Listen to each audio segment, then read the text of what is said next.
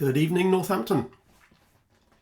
Warping space and time, the science fiction and perhaps the science fact, if you're lucky, of black holes. So a gentle introduction to black holes without trying to explain any of the horrible maths. It's going to be a very brief history and then look at a few science facts and then the science fiction and perhaps a look to the future. So firstly, a very brief history. If we remember the definition of a black hole being a region of space from which nothing, not even light, can escape, it may come as a surprise when the term black hole was perhaps only used in the 1960s, but the concept of a region of space from which light cannot escape is probably older than you think. So they weren't called black holes in the first place, but the concept originated back in 1783, the Reverend John Mitchell. If you'll excuse the paraphrasing, he said if a sphere of the same density of the sun were to exceed that of the sun in the proportion of 500 to 1, all light emitted from such a body would be made to return towards it by its gravity. So he understood that if you take a large enough mass, we're not talking about compressing a mass into a small volume, which is how we think of black holes these days, but he realized that if you had a large enough mass, gravity could basically be such that light could not escape. So in the 1800s, the idea of such dark stars was largely ignored. It was proposed by Mitchell, but it was just a curiosity at the time, and essentially the idea fell into oblivion for more than a century. And I'm not going to talk through all the contributions of these individuals. I put this slide in so that the handout contains these names and dates so that you can follow more of the detail if you're interested. But basically, the revolution came with Einstein in the early 1900s, who put forward his general theory of relativity, and then lots of people picked up on that theory and started looking at solutions to the general theory of relativity, some of which gave rather odd results of regions of space from which light could not escape, and also the idea that not only that black holes could distort the space around them, but they could also stop time. And that's why at some point these objects were called frozen stars. So they have been called dark stars, they have been called frozen stars, but as of the 1960s we've been calling them black holes. Now in this talk we need a few basic ideas to understand what black holes are all about, and I think of this as 4 pieces of a jigsaw. We're going to look at the concept of escape velocity, because that's central to a black hole where the escape velocity is greater than the speed of light. We'll have a think about general relativity, but avoid the maths. And we'll have a think about stars and galaxies and how black holes can form. And finally we'll think about how we can detect gravity that is the very strong field around a black hole. So we'll need to look at each of those 4 pieces. I guess in principle it doesn't really matter which order, but we're going to do them in the order I've just stated. And to try and avoid getting too lost, each of them has been colour-coded, and I'll put that little piece of jigsaw in the top left just to remind us what particular aspect we are considering. So we'll start with the blue of escape velocity. So the escape velocity at the surface of a body, let's just imagine, let's keep it simple. Let's imagine we're standing on sort of some spherical object, whether it be the moon, the earth, the sun, or something else. And we're thinking about how fast do we have to throw something in order that that object doesn't return under the influence of gravity. Well, the escape velocity at the surface of a spherical object will depend only on the mass of the object and its radius. That's all it depends on, the ratio of the mass to the radius. And we can do the calculations. We're not going to do the detail, but if we were to do the calculation, we can calculate the escape velocity for any object. And so, for instance, if we were to calculate the escape velocity of the moon by putting in the moon's mass, the moon's radius, and doing the calculation, we find that the escape velocity turns out to be 2 kilometers per second. Or, if you prefer old money, 5,000 miles an hour. The escape velocity from the Earth is about 11 kilometers per second. The Earth, of course, has a larger radius, but a much larger mass, and so the mass to radius ratio increases for the Earth and gives us a larger escape velocity, some 25,000 miles an hour. So roughly speaking, that's the speed at which the Apollo astronauts had to travel to leave the Earth and coast their way to the Moon. If we were to put in the same numbers for the Sun, again, a much larger radius, but a much bigger mass, and so the mass to radius ratio gives us an escape velocity that turns out to be about 600 kilometers per second, or more than 1 million miles an hour.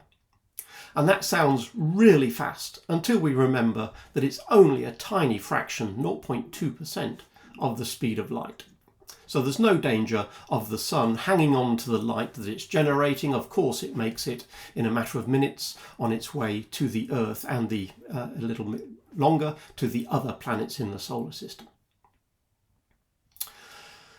What happens if we take the Sun, which is a given mass, and just ask ourselves what would happen if we put it into a smaller volume? What if we compressed the Sun to a smaller size? Remember, the escape velocity depends on the mass divided by the radius.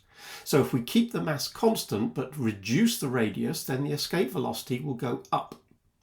And if we plot escape velocity vertically as a function of radius horizontally, that's where the Sun is. The Sun has a radius of somewhat more than 500,000 kilometers, and we've just said that its escape velocity is about 600 kilometers per second.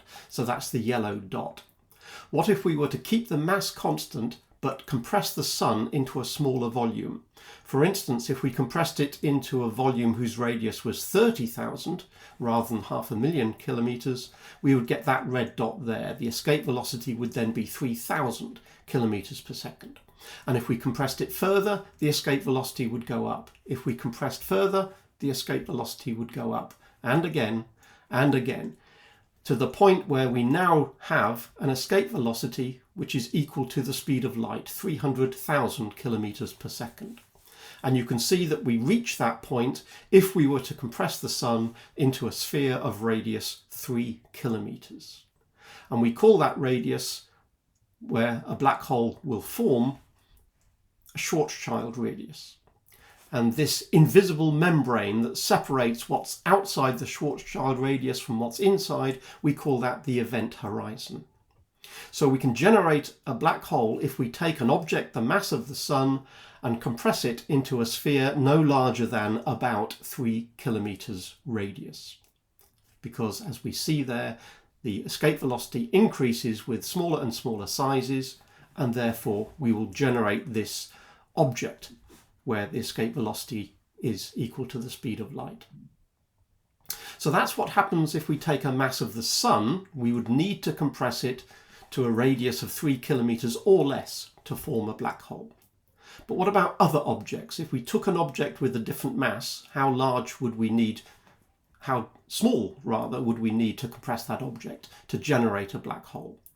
Well, if we took the mass of the Earth, the Schwarzschild radius would be of order centimeters or so. In other words, if we took the mass of the Earth, we'd have to compress the Earth to the size of a marble in order to increase its escape velocity from the surface equal to the speed of light. And if we were to start with the mass equal to the mass of the Moon, we would have to compress it to smaller than a grain of sand, a fraction of a millimeter, to become a black hole. And if we were to take an object with the mass of Mount Everest, then we would have to compress it to a volume no larger than an atom in order to give us the density we need to give us an escape velocity equal to the speed of light. Now, of course, we know of no way to actually do that. We know of no technology that will allow us to take a mass and compress it to such small volumes. We know that can happen in principle if we have a very large mass like a star, but we don't know any way of doing it for smaller objects. But just because we don't know how to do it does not mean that it's impossible. So let's have a look at the second piece of the jigsaw, general relativity. Well, Einstein came up with this wonderful equation, which I'm not going to explain, in which he related the geometry of space to the amount of matter and energy in space. Geometry on the left, mass and energy on the right. So effectively what he was saying was the shape of space, the curvature of space, or if you prefer, the distortion of space or the warping of space depends on mass.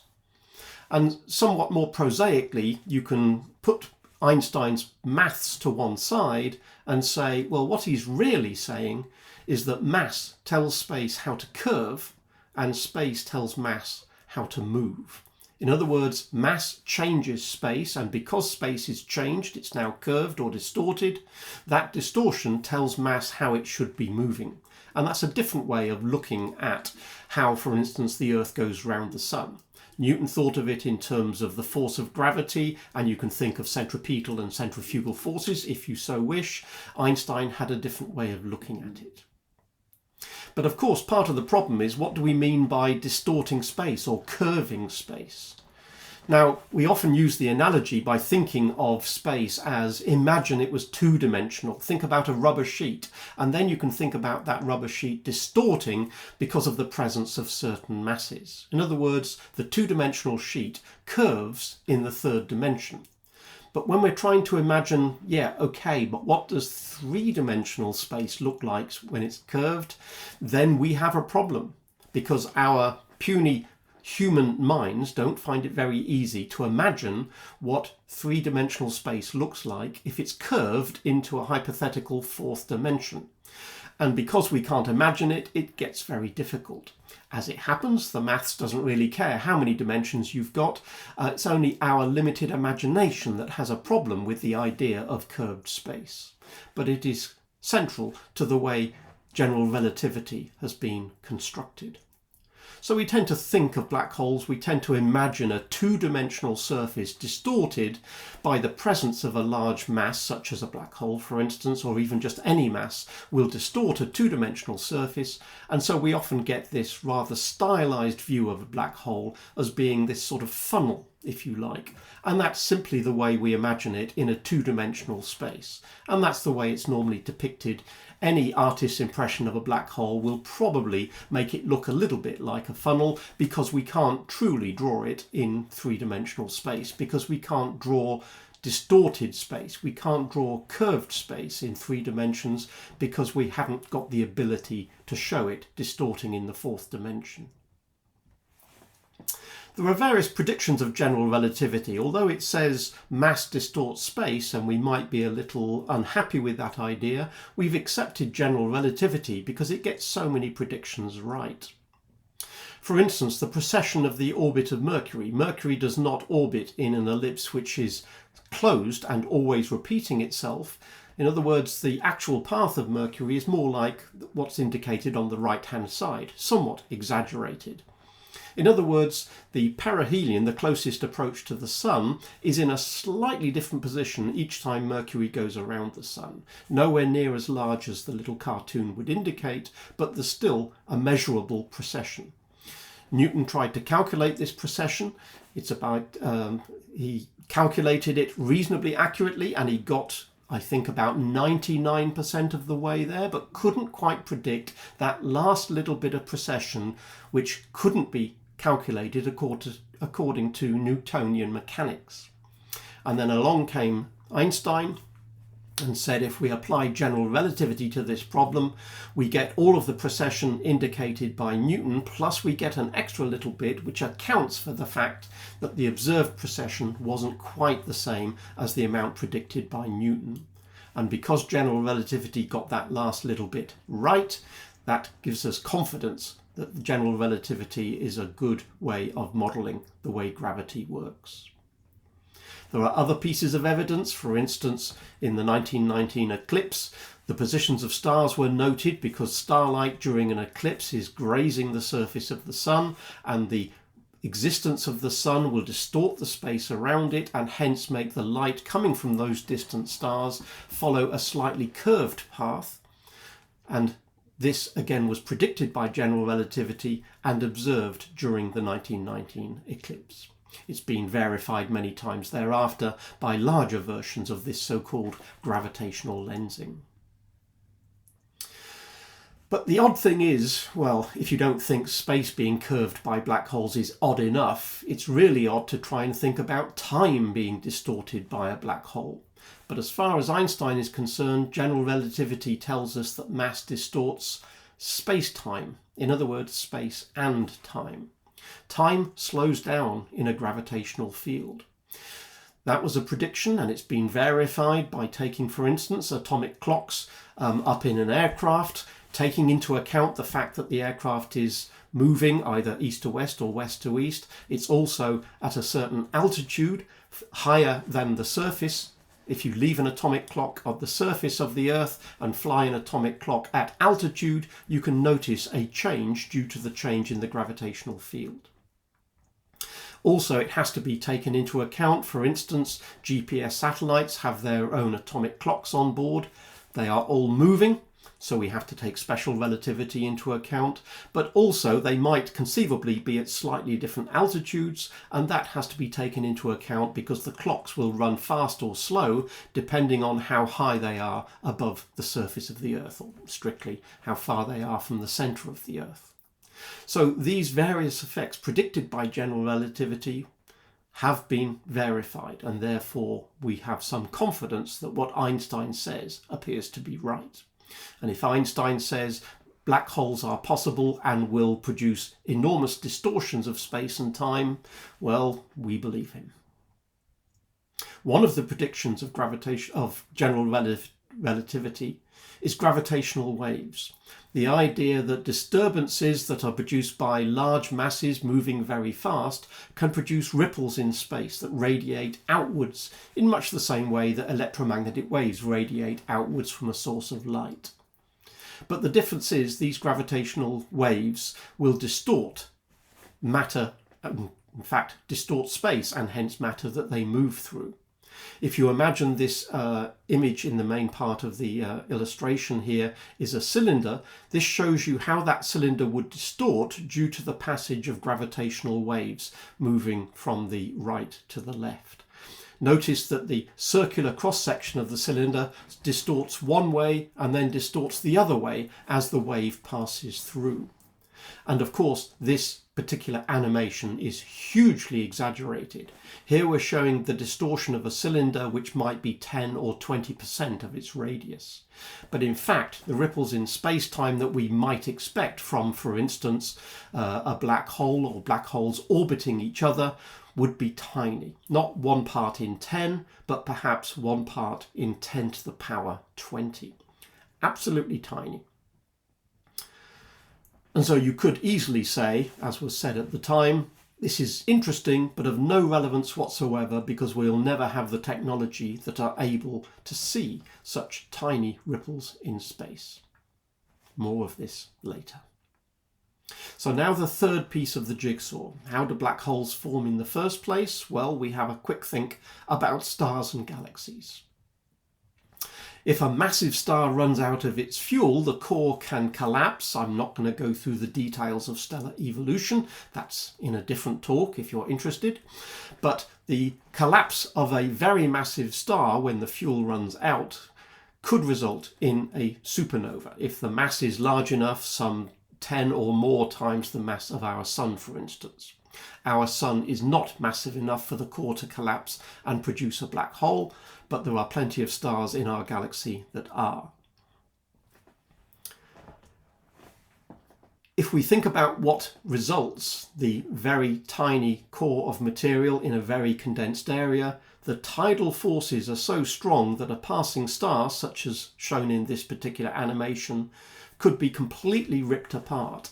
And the material from the star is, in a sense, trying to go down into the black hole, but just like water being let out of a bath, all of the water doesn't go down the plug hole all at once. The water tends to circulate in a sort of whirlpool and then slowly feed into the central plug hole. Well, it's much the same if we just run that particular animation again. It's much the same with material trying to be sucked into a black hole.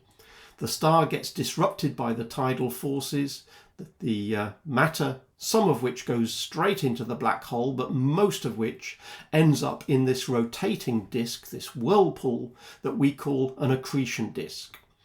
slowly the matter will be eaten by the black hole. Notice that not only do we form this accretion disk, but also we get these jets coming out as well. The mechanism by which the incoming matter is transformed into these jets, which appear to be coming out along the axes of rotation, that mechanism is not fully understood. But we do know that it's a very efficient process for converting matter into energy. When you take the mass, for instance, of one star and allow it to get ripped apart and then fed into a black hole, the amount of energy released is a very large fraction of the original mass of the star. Compare that, for instance, to the amount of matter that's being converted by our sun into energy. That might only be less than 1% in its entire lifetime, whereas matter falling into a black hole might convert 10 or 20 or 30% of its mass into energy. So the fact that something getting too close to a black hole might be ripped apart, this idea is often referred to as spaghettification or the noodle effect. The tidal effects, the variation in gravity close to a black hole, can be strong enough to rip objects to pieces. Let's have a zoom in, not at a black hole that is simply made from a single star, but let's zoom into the centre of the Milky Way. These observations were made some time ago. We're zooming through various types of photographs to get an idea of just what magnification is required to see the stars that are right at the centre of the Milky Way. So here we have a few years worth of observations. They obviously don't look particularly sharp. Remember the distance at which we're observing these various stars. We can see stars moving around something. Let me just show you something slightly different to give us a better idea of what we're looking at. Here's an animation based on the data we were just looking at. Notice that the stars are orbiting around something. There's nothing visible inside this point, but if we watch individual stars over a time period of a few years, we notice these stars are moving in ellipses, and if we watch this one, we see it gets whipped around something. Something very strong is pulling on that star. There must be something very massive if the gravity is capable of whipping that star around in that elliptical orbit. And yet we can see nothing at the centre of that particular orbit. But we can calculate from our knowledge of how objects move, we can calculate what this object is. It is very massive and it's invisible. So we deduce it's a supermassive black hole, hereafter simply referred to as SMBH. And we can calculate how massive it must be by watching these stars and seeing how they move, and using Kepler's law to calculate what the mass of that object must be. And from the orbits of these stars, we find that the mass of this supermassive black hole must be of order 4 million solar masses. This symbol here, capital M circle dot, is simply shorthand for the mass of our sun. There's nothing special about the mass of our sun, it's just a useful unit to use. So there's something very massive and yet rather tiny. If it was large, these various stars would collide with it, so it must be physically quite small. We can get an idea of the size of these supermassive black holes by relating them to the size of our solar system. Let's just dim that down a little bit to use this.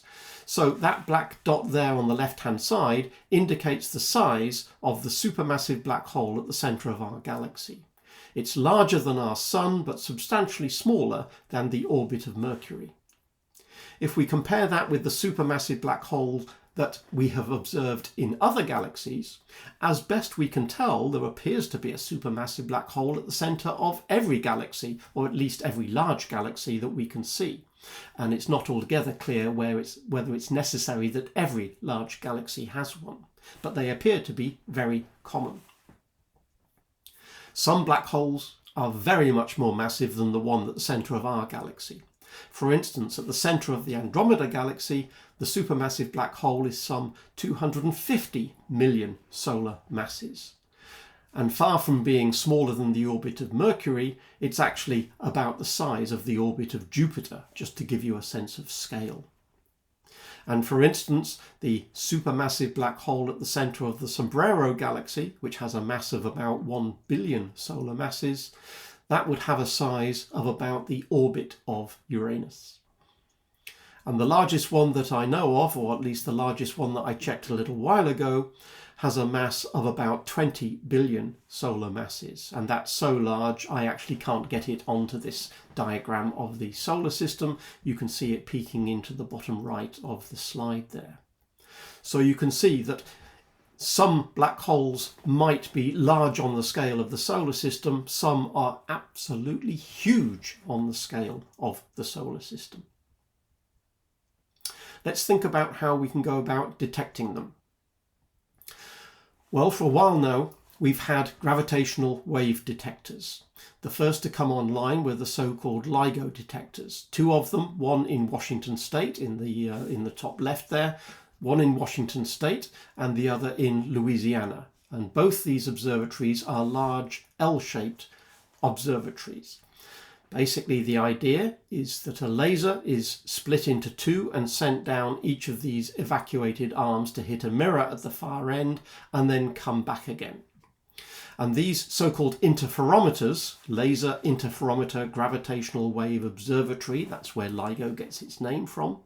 The idea is, if you remember that cylinder we showed in an animation a few slides back, if a gravitational wave passes through the cylinder, it distorts into an ellipse one way and then the other. In other words, it gets stretched in one dimension and squeezed in the other. And then a fraction of a second later, it gets squeezed in that one dimension and stretched in the other.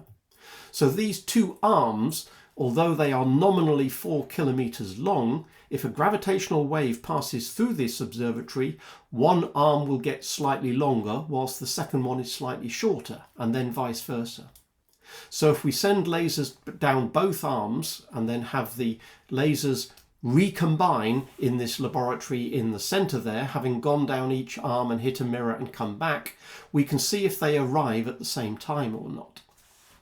So the light hits a mirror like these, very large mirrors suspended very carefully to make sure that, for instance, vibrations of the ground don't make the mirrors swing. Because remember, we're looking for tiny changes in the lengths of those arms. Remember, we're expecting gravitational waves to distort space-time not by a few percent, but by a few parts in 10 to the power 20. So the changes we're expecting over a 4 kilometer length are absolutely tiny. The distance change we're expecting is less than, for instance, the size of a single proton in one of the nuclei, in one of the atoms, in one of the mirrors. And so when the two beams come back to the central laboratory to see if they arrive at the same time, there needs to be a very complex instrument, an interferometer, which is capable of seeing tiny changes to the length of time it takes the light to go down each of these two arms. And amazingly enough, it worked. In 2016, it announced the fact that in 2015 it had detected a signal. They spent a few months analysing that signal to be absolutely sure what they said was correct. But the signal shown here in the astronomy picture of the day from February 2016 shows the signal they produced and the interpretation that they made. They reckoned that there were two black holes spiralling around each other. And here we can see a lot of noise in the signal, but eventually the two black holes got closer and closer together and the gravitational waves got stronger and stronger. Notice the amplitude increasing and the frequency is increasing as they spin ever faster. And then the two black holes merge and then the signal goes back to what appears to be essentially noise. We can see the two signals separated out here. The signal at the top is from the LIGO in Washington State. The signal in the middle is from the LIGO in Louisiana. And in both cases, we're seeing the actual data as the bold line and the prediction as this rather thinner line here. But again, make a note of what's actually going on. Not much to start with, and then the amplitude of the variations is increasing and the frequency is increasing to the point where the signal then goes away. And this would be absolutely unbelievable if it wasn't for the fact that the same signal was seen in two detectors thousands of kilometres apart. If you just got a wiggle like as shown in the top, you would assume it's just a car going by, or an earth tremor, or somebody banged a door. But the fact that you're seeing both of these within a few milliseconds of each other and thousands of kilometres apart makes us think that this is genuinely a cosmic signal. And we've overlaid the two at the bottom here, the blue signal and the orange signal. They are not, of course, perfect, but I think you can see that they are both, generally speaking, showing the same variation. We can notice two things from this. The strain, the change in the distance to the mirror, is measured in parts in 10 to the 21. So it's only about 1 part in 10 to the 21 is the variation that has been measured. Quite an incredible piece of technology. Notice also the timescale. This particular sequence of two black holes colliding with each other effectively was undetectable within about 1/10 of a second of the actual collision of these two black holes. In other words, before that point, they were too far apart to produce enough distortions of space and time to be detectable at this great distance. But within the last 1/10 of a second, we got the signal. This particular black hole pair were some billion light years away. And the two black holes merged such that the total black hole of the final merged result was about 3 solar masses less than the individual components. The components were something like 29 solar masses and 35 solar masses. But the final black hole was light, in a sense, by 3 solar masses, because 3 solar masses were converted into gravitational waves. If you like, E equals mc squared. 3 solar masses winked out of existence and were replaced by distortions of space that carried away those 3 solar masses equivalent of energy. And that is why we were able to detect them over a distance of 1 billion light years or so. It's been calculated that if you work out how much energy was released in this particular collision, which occurred in 1/10 of a second or so, during that 1/10 of a second, the energy released by this one collision of two black holes was comparable to the energy released by all the stars in all the galaxies in the entire observable universe. This one event was more energetic than everything else in the observable universe for that fraction of a second. Quite an incredible event. And as I said earlier, that's the interpretation. As they start to get closer and closer, the signal gets larger and larger, the rotation gets faster and faster as they get close, and finally they merge together. And it's the collision of black holes, being very massive objects producing very strong gravitational fields in very short timescales and very high velocities, that gives rise to a signal which is large enough to be measured, or at least large enough for the first measurement. Of course, this was a few years ago, and LIGO and now other observatories are measuring more black hole and more neutron star mergers as they are getting more and more sensitivity. As well as adding to the gravitational wave observatories on the surface of the Earth, we have LIGO, and now we have Virgo in Europe, and we have observatories coming online in Japan. So there will be 3 or more observatories coming online very shortly. But it's also planned to think about, can we put a gravitational wave detector in space? Because on Earth, of course, we're limited to having earthquakes and having cars and trains and lorries go by, and we're limited as to how long we can make the arms of the interferometer.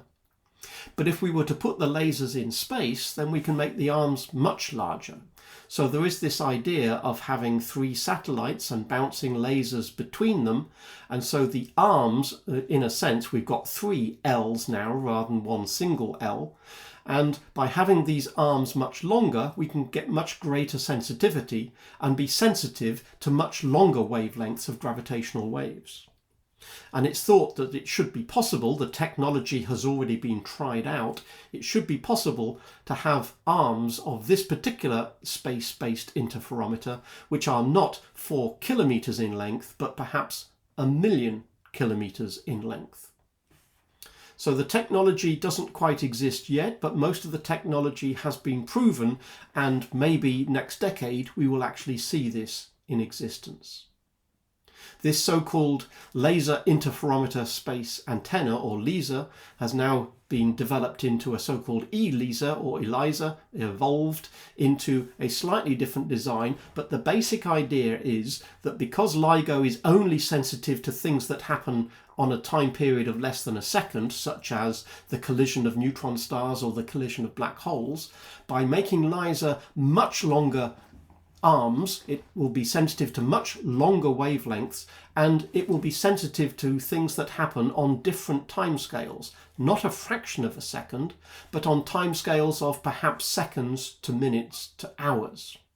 And that means ELISA should be able to detect black holes within our own galaxy, not simply black hole collisions in galaxies far, far away, but individual black holes within our galaxy and perhaps supermassive black holes in other galaxies. And maybe, who knows, it might also be sensitive to the gravitational waves that presumably were created by the biggest singularity of all, the birth of our universe, the Big Bang. You must have heard of the Event Horizon Telescope, the idea of a few years ago making an interferometer by taking data from lots of radio telescopes simultaneously. Interferometers often work by taking data and combining them at source, but here it wasn't possible, so data was collected from a number of individual radio telescopes. It was collected, the data was put onto hard disks, and then later all the hard disks were brought into one place, and then the data analysed by a supercomputer to try and work out what can we see if we combine all the data from all of these telescopes across the Earth. The idea of this large baseline interferometry is that you end up with a resolution of a telescope which is comparable to the size of the Earth. And in 2019, they released this data from the accretion disk that's orbiting the black hole at the centre of the galaxy M87. So the black hole is referred to as M87 star. So the data was actually taken in 2017, but it took them about a couple of years or so to analyse the data to the point where they were comfortable to release an image which showed the accretion disk here. Notice that it looks a little bit like a donut. There's a shadow in the middle simply because light from the accretion disk finds it very difficult to go past the black hole, and so you get this shadow from which light can't effectively escape the accretion disk and make its way to us. We also notice that the accretion disk isn't uniformly bright. Some part of the disk appears to be a little bit brighter than the rest. In this case, it happens to be the part near the bottom. And this can be interpreted by thinking about the way light behaves when it's close to a black hole. And it's thought that what we're looking at here can be simulated by this idea of, if you think of a flat pancake of an accretion disk, if we look at it from the side, it doesn't look quite what we expect. It doesn't look like Saturn's rings seen edge on, because we not only see parts of the accretion disk on the left and the right and the part in front of the black hole, but we can actually see the part behind the black hole because it's been distorted by the light being bent by the extreme curvature of space. Space is so warped in the neighbourhood of a black hole that we can see not only behind the black hole from above, we can actually see the accretion disk from below as well. It's really weird, but remember, we're not used to the idea of seeing objects when they get so distorted by the presence of a black hole. So notice that because of the rotation of the accretion disk, some parts of it are moving towards us and some parts are moving away. Hence, some parts of the disk look bright and some parts of the disk look not so bright. And that's why we're seeing that particular pattern in the image of M87. We have to remember that this accretion disk is not that large. This is in a very distant galaxy. And so what we're looking at here is not a degree across. It's not an arc minute across. It's not even arc second across. We're measuring distances here in micro arc seconds. That's the sort of resolution that we're dealing with, perhaps a few tens of micro arc seconds. So this is truly an amazing picture simply because of the resolution achieved, which is only a result of having a telescope the size of the Earth. In 2022, they also released data from Sagittarius A star, the black hole at the centre of our own galaxy. This was released 3 years after the original M87 data. It took them longer. You might think, why is that? Surely this is closer. Isn't that easier to analyse than a black hole in a more distant galaxy? Well, this is a smaller black hole and it's changing on a much shorter timescale. So taking data, for instance, during a night run of a very distant black hole, that black hole didn't change much in the course of a night. But it's thought that the black hole at the centre of our galaxy will change minute by minute by minute as the material swirls around. And therefore they had to do more processing to make sure that they were happy with the image produced. And again, we see a little bit of a donut, we see a shadow because the light finds it difficult to go past the black hole, and we see some variation in the intensity. Compared to M87, you might get the impression that Sagittarius A star is perhaps just a little bit bigger. But remember, at the centre of our Milky Way is very much closer. The centre of our Milky Way is perhaps 1,000 times closer than M87, and, as it happens, the black hole is about 1,000 times smaller. And that's why these two were chosen as targets, because they are very approximately the same size in the sky. But when we think about their true size, this is perhaps a better way of thinking of it. If we think of M87 star on the left, the black hole, or at least the accretion disk of the black hole from M87 star, we can see that that accretion disk is very much larger than the orbit of Pluto. Whereas right in the centre here, if we blow it up, we find that the accretion disk around Sagittarius A star in the centre of our galaxy is barely the size of Mercury's orbit, some 1,000 times smaller than the size of the accretion disk around M87. So even though there's 1,000 times difference in scale, it's perhaps surprising, perhaps not, that they look rather similar. Perhaps it's not surprising because Einstein's relativity predicts that they should be the same, even though the spatial scale is very different. But still, I think people were surprised at just how similar these two images were.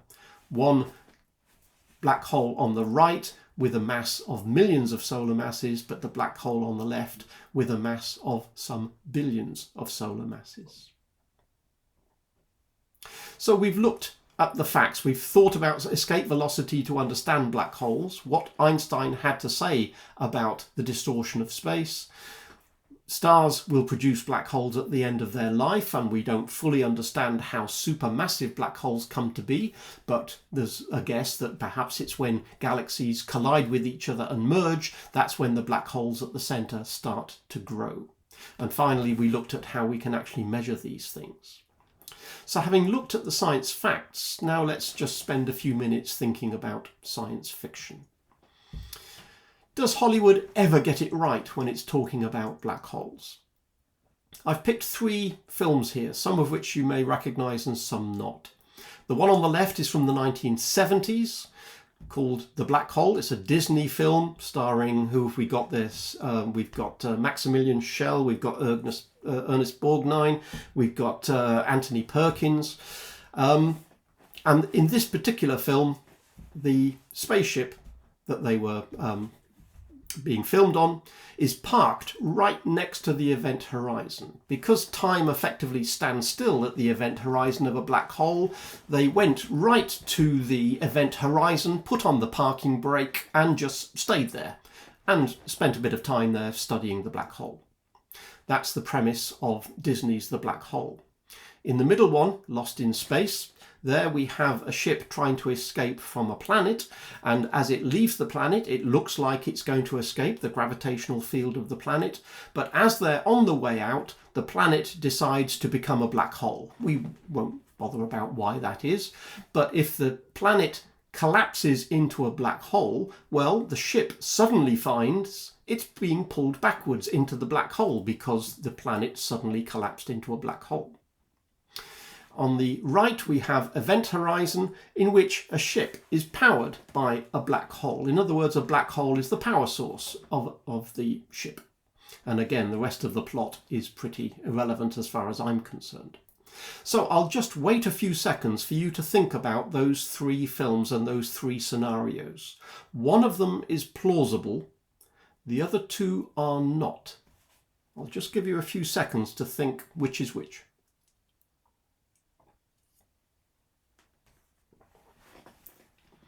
Okay, time's up.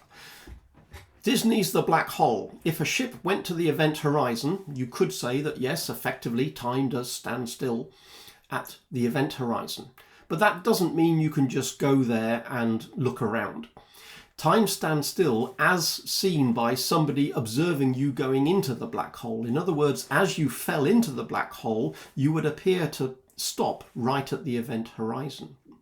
But if you were on the ship, you would just go ploughing straight in. You wouldn't perceive that you seem to come to a halt and you put the parking brake on and then you can stand around and watch what's going on.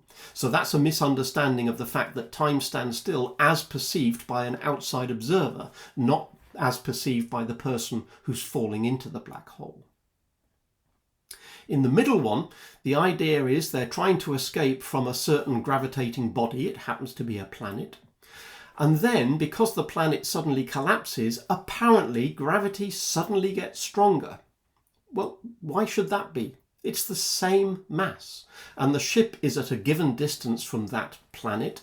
So if you're at a given distance and you're being pulled by a certain mass, it doesn't matter whether the mass is a large sphere or a small sphere. You would still feel the same effect of gravity. Or if you prefer, the space around you would be distorted by the same amount. So just because the planet decides to collapse into a black hole does not mean that the gravity suddenly becomes 1,000 times stronger. No, the gravitational pull would be exactly the same. In much the same way, the Earth goes round the Sun because it's being pulled towards the Sun by the force of gravity, if you want to think of the Newtonian sense. And if the Sun became a black hole, the Earth would still orbit at the same distance. Okay, the light from the Sun would drop, but the Earth would still be at a distance of 150 million kilometres and would still take 1 year to go around the Sun because the gravitational pull is the same. The same mass is at the same distance, so you get the same effective gravity. So don't be fooled into thinking just because something becomes a black hole, gravity suddenly goes through the roof. No, it won't. So the first two are wrong. That means the last one must be plausible. It is, in principle, possible to power a starship using a black hole. How is a black hole-powered star drive possible? Well, if you have a very small black hole, let's say a black hole with a mass of less than, let's say, a kilogram, then you don't have much energy to work with, because effectively, if you think of E equals mc squared, if you've got a kilogram, that limits how much energy you have available. If you had a very large mass, for instance, a mass more than that of Mount Everest, well, the Hawking radiation is very weak. What's Hawking radiation? That's the radiation that appears to emanate from just outside the event horizon of a black hole. Hawking hypothesized this, and now everybody calls it Hawking radiation. Most scientists agree that Hawking radiation exists, even though we haven't directly observed it from a black hole. It's a quantum mechanical event that I'm not going to go into details about, but Hawking said that there will be radiation from close to the event horizon of a black hole, and large black holes will emit very weak radiation and small black holes will emit rather stronger Hawking radiation. So if the black hole is small, there's not much energy. If the black hole is the size of Mount Everest or bigger, then the Hawking radiation would be very weak.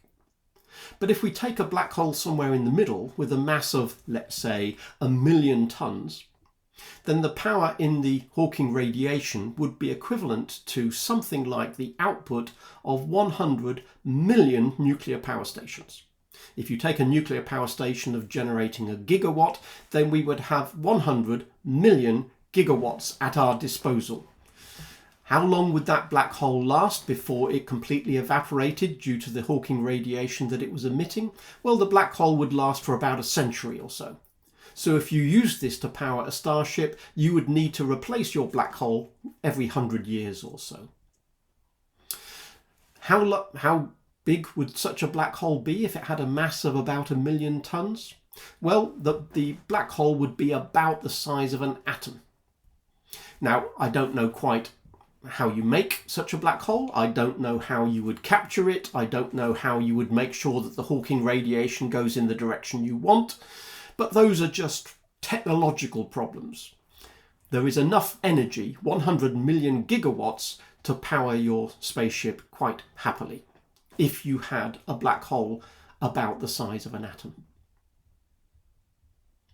So what about this idea of shortcuts through space, another Hollywood favourite?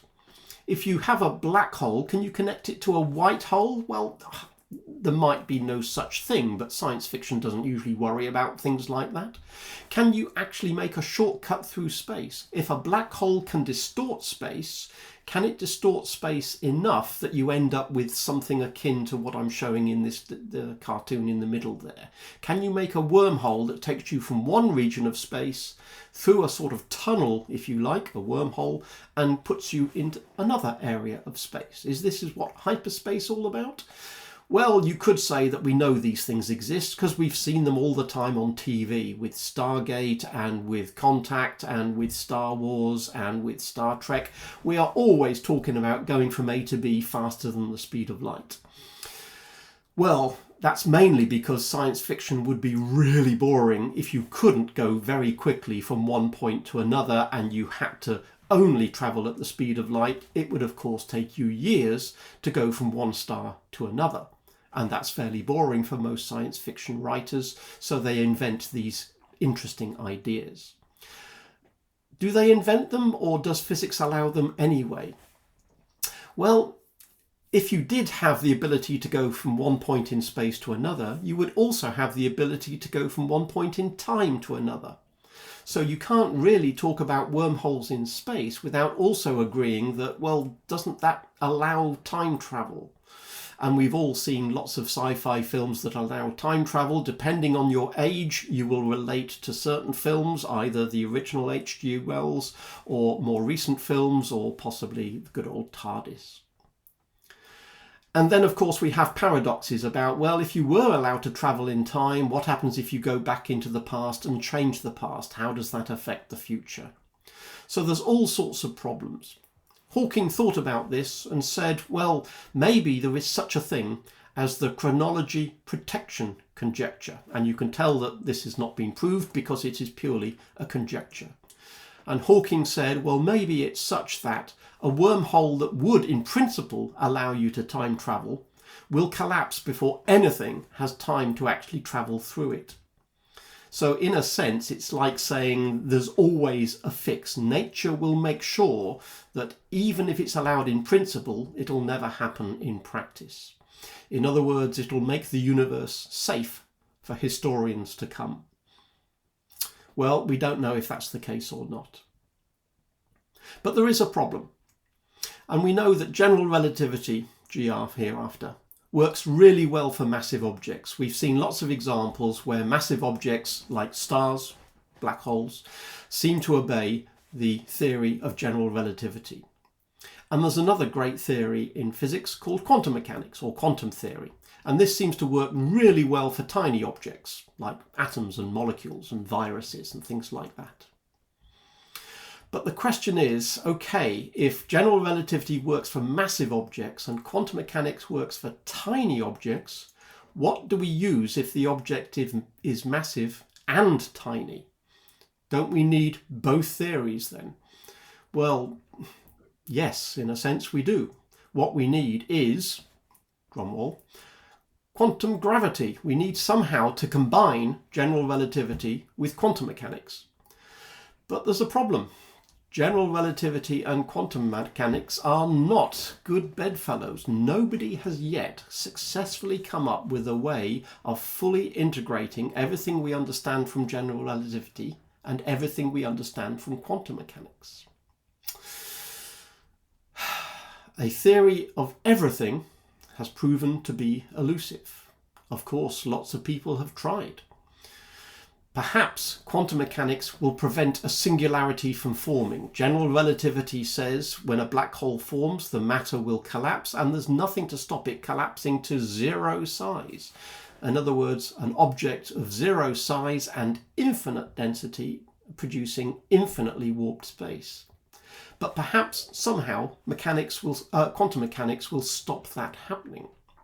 Some people have said, well, maybe string theory will come to our rescue. String theory describes a 10-dimensional universe, or maybe 11-dimensional, in which the fundamental building blocks are not particles but are strings. And if string theory is right, then black holes would not have a singularity at their core. They would just have a ball of string, basically. But is the universe described by string theory the actual universe in which we live? And the answer is we don't know. Einstein never really was happy with quantum mechanics. He was never convinced it was the right description of the microscopic world. He spent most of his later years wrestling with the theory of everything, trying to get general relativity to work at the macroscopic scale. And in all the years of wrestling with the theory of everything, it turned the handsome young man that you can see on the right into the old Einstein that we all know and love. If a genius like Einstein could not get his head around the problem of the theory of everything, what will it take? Well, perhaps some unexpected discoveries that might come out of LIGO, or perhaps next decade, ELIZA, will point the way forward to a better understanding. Thank you for listening.